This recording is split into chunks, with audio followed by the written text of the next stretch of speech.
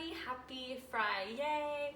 I'm super excited because I have a fun surprise for you guys today. Last week on Friday, I added the little art science experiment to the end of our video. And today, at the end of this video, I have a little activity for you guys also. So I'm gonna read. We don't have a ton to read today, but as soon as I'm done, it's actually a special guest that will be joining us to show you guys the activity. So let's get started.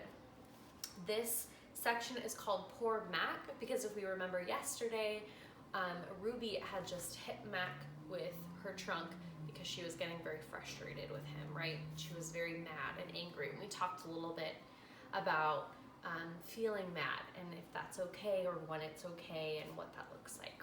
So we're kind of picking up, he's on the ground, he just got hit, okay? Mac groans. He stumbles to his feet and hobbles off toward his office. Ruby watches him leave. I can't read her expression. Is she afraid, relieved, proud? When Mac is gone, George and Julia lead Ruby from the ring. It's okay, baby, it's okay, Julia says, stroking Ruby's head.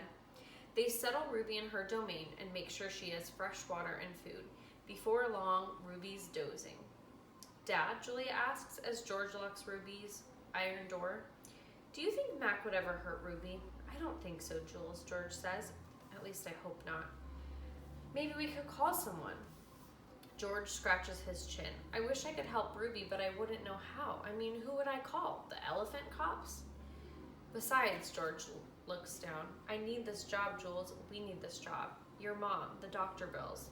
He kisses the top of Julia's head. Back to work, you and me both.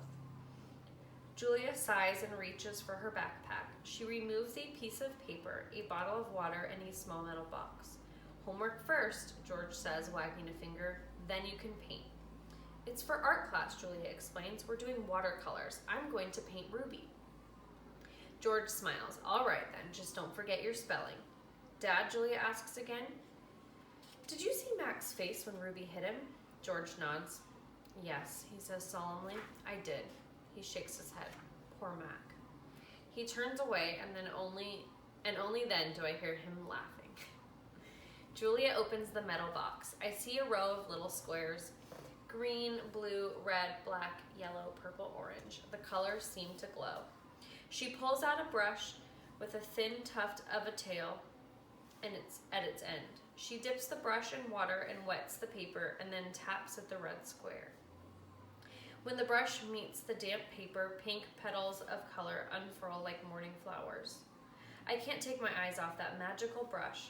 For a moment, I'm not thinking about Ruby and Mac and the claw stick and Stella, almost. Julia touches red again, then blue, and there suddenly is the purple of a ripe grape. She touches the blue, and her paper turns to summer sky. Black and white, and now I see that she is painting a picture of Ruby. I can make out her floppy ears, her thick legs. Julia stops painting. She takes a few steps back, hands on her hips, gazing at her work. She scowls. It's not right, she says. She glances over her shoulder at me. I try to look encouraging. Julia starts to crumple up the paper and then reconsiders. Instead, she slides it into my cage at the spot where my glass is broken. Here you go, she says. A Julia original. That will be worth millions someday. Gingerly, I pick up the paper. I do not eat a single bite of it. Oh, hey, I almost forgot. Julia runs to her backpack. She pulls out 3 plastic jars, one yellow, one blue, one red. She opens the jars, and an odd, not food smell hits my nose. Julia pushes the jars one by one through the opening. Then she slides some paper through. These are called finger paints, she said. My aunt gave them to me, but really, I'm too old for finger painting. I stick a finger into the red jar. The paint is thick as mud. It's cool and smooth like bananas underfoot. I pop my finger into my mouth. It's not exactly ripe mango, but it's not bad. Julia laughs. You don't eat it, you paint with it. She grabs a piece of paper and presses her finger on it. See? Like this. I place my finger on a piece of paper, I lift it, and a red mark is there. I get a bigger glob from the pot and slap my hand down on the page. When I pull my hand off the paper, its red twin stays behind. This isn't like the ghostly handprints on my glass, the one that my visitors leave behind. This handprint can't so easily be wiped away. And here's a picture of Ivan's handprint with his finger painting. I lie awake peeling dried red paint off my fingertips. Bob, who accidentally walked on one of my paintings, is licking his red paws. Every so often I glance over at the empty ring. The claw stick glints in the moonlight. Stop, no, Ruby's frantic cries startle me. Ruby, I call, you're having a bad dream. You're okay. You're safe. Where's Stella, she asks, gulping the air. Before I can answer, she says, never mind, I remember now. Go back to sleep, Ruby, I say. You've had a hard day. I can't go back to sleep, she says. I'm afraid I'll have the same dream. There was a sharp stick and it hurt. I look at Bob and he looks back at me. Oh, Ruby says. Oh, Mac, she puts her trunk between the bars. Do you think, she hesitates. Do you think Mac is mad because I hurt him today? I consider lying, but gorillas are terrible liars. Probably, I finally say. He ran away after that, Ruby says. Bob gives a scornful laugh. Crawled away is more like it. We are quiet for a while. Branches claw at the roof. A light rain drums. One of the parrots murmurs something in her sleep. Ruby breaks the silence. Ivan? I smell something funny. He can't help it, Bob says. I believe she's referring to the finger paints Julia gave me, I say. What are finger paints? Ruby asks. You can make pictures with them, I explain. Could you make a picture of me? Maybe someday. I remember Julia's picture, the one that will be worth $1 million. I hold it up to the glass. Look, it's you. Julia made it. It's hard to see, Ruby says. There's not much moonlight. Why do I have 2 trunks? I examine the picture. Those are feet. Why do I have 2 feet? That's called artistic license, Bob says. Ruby sighs. Could you tell me another story? She asks. I don't think I can ever go back to sleep. I told you all I remember, I say with a helpless shrug. Then tell me a new story, she says. Make something up. I try to think, but my thoughts keep returning to Mac and his claw stick. Anything yet? Ruby asks. I'm working on it. Ivan, Ruby presses. Bob said you're going to save me. I search for true words. I'm working on that too. Ivan, Ruby says in a voice so low I can barely hear her. I have another question. I can tell from the sound of her voice that this will be a question I don't want to answer. Ruby taps her trunk against the rusty iron bars of her door. Do you think, she asks, that I'll die in this domain someday like Aunt Stella? Once again I consider lying, but when I look at Ruby, the half-formed words die in my throat. Not if I can help it, I say instead. I feel something tighten in my chest, something dark and hot. And it's not a domain, I add. I pause, and then I say, it's a cage. I look at the ring layered with the fresh sawdust. I look at the skylight at the half-hidden moon. I just thought of a story, I say. Is it a made-up story or a true one, Ruby asks. True, I say. I hope. Ruby leans against the bars. Her eyes hold a pale moon in them, the way a still pond holds stars. Once upon a time, I say, there was a baby elephant.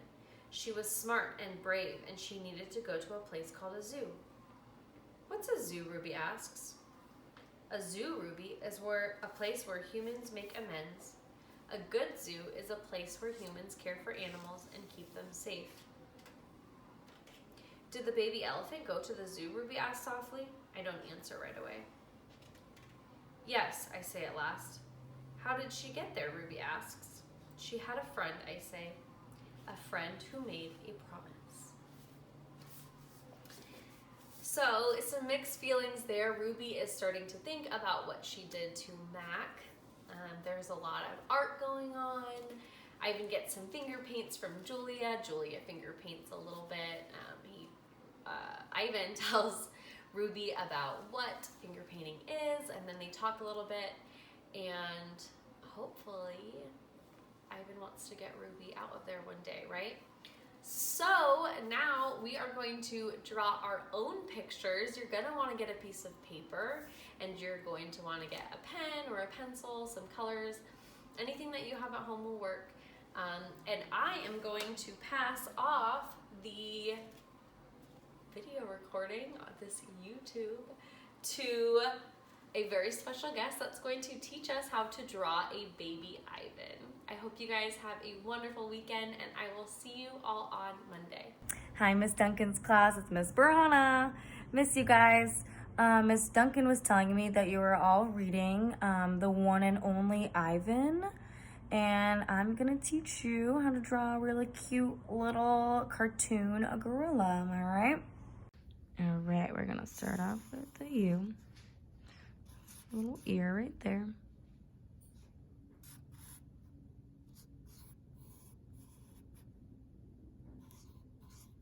Adding another ear like that. Does not have to be perfect. I'm adding a little slight curve. And I'm gonna add big eyes because we're making kind of a big cartoon eye. Now this part you can do with any animal, with anything. We're making some little creases in the eyeballs. I like doing it at the bottom and off to the side. And then adding a big circle, and then a small circle, a big circle, and then a small circle. And now I'm only gonna color in the part that I did not just draw. I'm not gonna color in the circles, and I'm not gonna color in that crease. I might color in that crease just a little bit, make it a little bit smaller. Let's color in this side.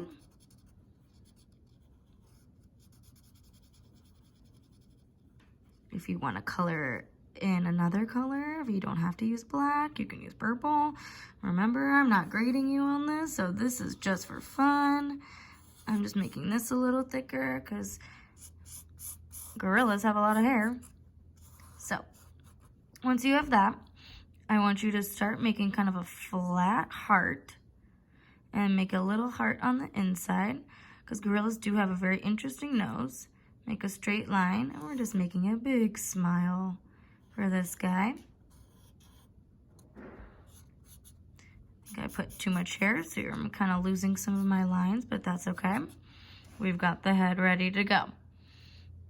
Now, this part is pretty easy because we all know how to make squiggly lines, so I want you to start off with one just squiggle line, and then smaller squigglies, kind of like grass. Connect it up here, follow that squiggle, connect it, connect. This is gonna be his first paw. So we're gonna pretend that these are his little knuckles. And they're just lines. I'm just making small little lines. So then they kind of look like he's walking on his knuckles like gorillas do. I'm gonna come over here on this side. I'm gonna make his other arm over here, just another squiggly line. I'm gonna try to make it so this same little squiggly line is the same length on over here. So I'm gonna make another squiggly. See, it's the same distance away. And then I'm gonna make his little chest. He's got pecs like a big strong boy. I'm gonna continue with that arm. I'm gonna make his little belly. Let's also make his paws look like he's walking on his knuckles like they do. And like I said, they don't have to be perfect. This is not even turning out perfect, but I bet you guys can do better than me. And then we're just gonna be making his last little leg. Same thing, kind of like a little squiggle. And same thing, we're just gonna have him walking on his knuckles again. Now you're probably wondering, he's got 1, 2, 3 legs. Well, we kind of have to pretend that his other leg is back here. So I'm actually just gonna make one more little squiggly line and just add some knuckles back here. So then it looks like he's got his legs back there. If you wanna make some of your lines a little bit darker and kind of go back in and make it a little scratchy, it will actually make it look a little bit more like a gorilla because gorillas do have a lot of hair. So if you want to kind of go back and go a little faster, Kind of make it look like you're just sketching real fast. If you want to add a couple pieces of hair at the top, you totally can. Like a little alfalfa.